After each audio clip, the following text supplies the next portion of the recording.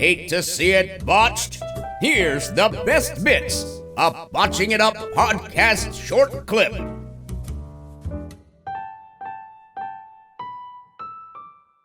West Gimmick, yeah, sure. Yeah, because that's almost perfect for me because I got Tozawa as a ninja. Good pick. I've also got an honourable mention. Honestly, just to trigger you, King Corbin. So okay. I've got a lot of honourable mentions for West Gimmick. Do you want me to go through them? Sure, go on. So I've got the 24/7 title, which heavily involved Tozawa.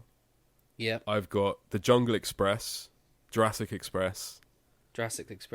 I like them. Why? No, it's just Marco Stunt. Listen. Ignoring Marco Stunt, I think Jungle Boy and Luchasaurus are ridiculously talented. Yeah. I'm putting them in West Gimmick because I believe that they deserve better. So you think they would be better away from each other? I think they would be better away from each other, and Jim Ross is the only guy in the company that calls Jungle Boy Jungle Jack Perry, which to me is such a better name. And I think it's more. I put them in West Gimmick more because of Jungle Boy than anybody else, because I think he's so talented. He needs to get away from the 7-foot freak and the 4-foot freak who jump and flip a lot, and be honed and have some proper matches with Cody. Maybe get a new character. Because I think he can go to the top of the business, and the Jurassic Express is just killing him, really. Okay, what about this for a pitch? Jack Perry separates and becomes just like a solid upper mid-carder doing his own thing. But Luchasaurus and Marco Stunt stay as a tag team, but like somewhat a comedy act. That's fine. Yeah? My main issue is Jack Perry. Right, I'll tell Tony Khan that I'll make you happy. Okay. Man. And that's what we'll do going forward. You're talking about triggering me with Baron Corbin, yeah? Mm-hmm. One of my honourable mentions is Baron Corbin. Oh, okay. See, I don't dislike Baron Corbin, and you've always known this, but I feel like everything they've ever done with him after NXT has just ruined any momentum he ever had. So I want to clarify here. I've been a Baron Corbin fan for many, many years, as Ben is aware and laughs about a lot. I think this year has been the worst year for Baron Corbin that I've seen. He's been involved in some god-awful angles. His King of the Ring thing, I can't even remember when he won it anymore, but it needs to go. It's a while ago now. A long time ago, and he doesn't have a character anymore, and he seems to just be walking around for no reason, getting involved in feuds that last 2 weeks on SmackDown, and I'll give you a spoiler. He's actually a runner-up honourable mention for my least improved as well. Wow. Which really hurts me to say, because I do really feel like, and I know this goes against the grain, but I do really feel like Baron Corbin has got so much potential. And I do really feel like when he's utilised properly, he can be a great heel. But this year has just been awful for him from creative, and at the same time, I will admit, I'm trying to be as objective as possible. He has not shown much interest in what he's doing. He's fallen on his laurels, I think, a lot, and he's just kind of going through the paces. You know what he is?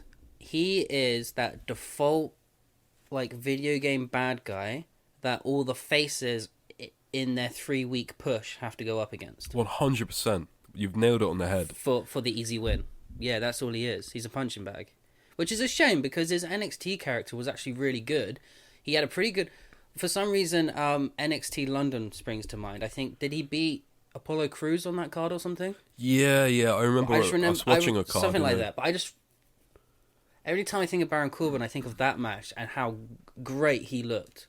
And ever since that one match, he's never hit that stride again. Yeah, I mean, I just... Honestly, and I'm not... You know, I'm not like body shaming or anything like that. He has gained weight, and he's lost like a fire. Yeah, but that doesn't matter. It's the character that's no. That's not what I'm saying. I'm just saying that in general, from his what he's putting into matches to how he's keeping himself to how invested he is in promos, it kind of seems like the guy's just given up. Yeah. and he just can't be bothered right now. I'm not saying that he's gotten fat or anything. I'm just saying that it looks like he's not. He's let himself go. Yeah, he can't be Like, bothered to put the effort in yeah, because yeah. he's not getting anything.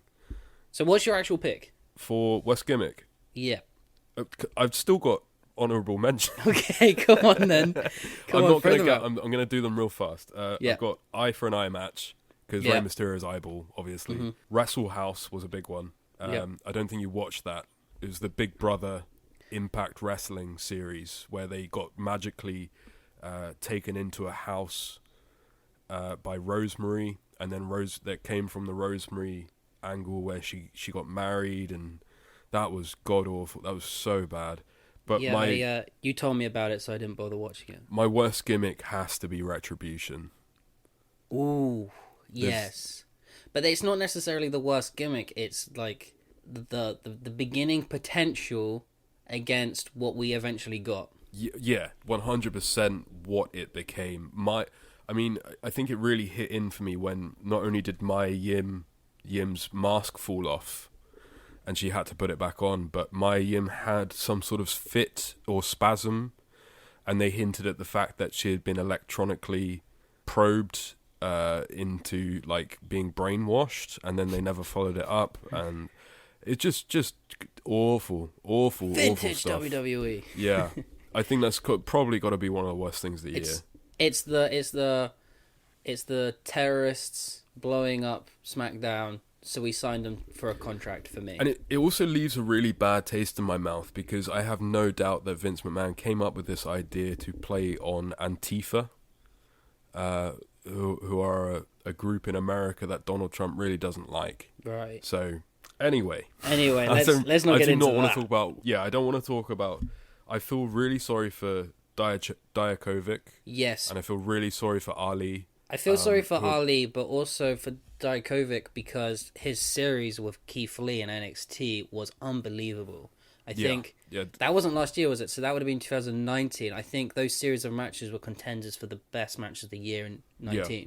He's a serious talent, and he is one of those guys, actually. A lot of those people are AEW, you know. AEW's calling. If you're being treated like that on the main roster and you're Dijakovic, then how long are you going to last? Yeah. All right. Worst feud. What we got? Okay. I'm sorry about this one. Corbin versus Elias at WrestleMania. Okay. It's really interesting, man, because you know that I love Baron Corbin. My worst feud of the year is Roman Reigns versus Baron Corbin. When did that happen? It started January. To be fair, it had been going since November of the previous year. Roman Reigns got his revenge by putting dog food on King Corbin on the January. Yeah, but actually their Royal Rumble match was pretty good.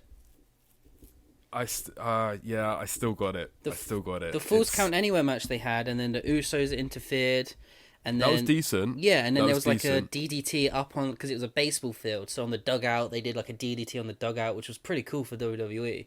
Again, this is. I can't get past the dog food stuff. No, I'm not gonna let you have that. Actually, I'm gonna put my foot down. I'm not gonna let you have that because their blow off match was actually decent, whereas Corbin versus Elias was dog shit to begin with, and then their closing match, their blow off match, was also shite. Okay. And someone got I'm gonna have to change my pick. And someone got thrown off a 30-foot balcony, which was obviously very fake, and then he was in a match the very next week. See, I preferred King Corbin versus Elias. Come on. I preferred King Corbin versus Elias. Do you have any runner-ups for this one? Yeah, no, I have actually just changed my pick. Okay. All right, what you got? No, I've just changed my pick from thinking about Elias. Okay. So, quickly, running through my runner-ups, I've Yeah. got Rey Mysterio versus Seth Rollins, Retribution versus Ricochet, and Sammy Guevara versus Matt Hardy. My new worst feud of the year is Sheamus versus Jeff Hardy. Yeah, for sure that one. That's a much better pick. Yeah, I completely forgot about that until you started talking about Elias. I'm going to allow that one. The car crash, alcoholism. Since when did you become the dictator? I'm running this show tonight. For one night only, you're in charge. There was a car crash. There was alcoholism. They Yeah, had a no, bar that's a good fight. pick. Like, share, and subscribe to keep it botched up, brother.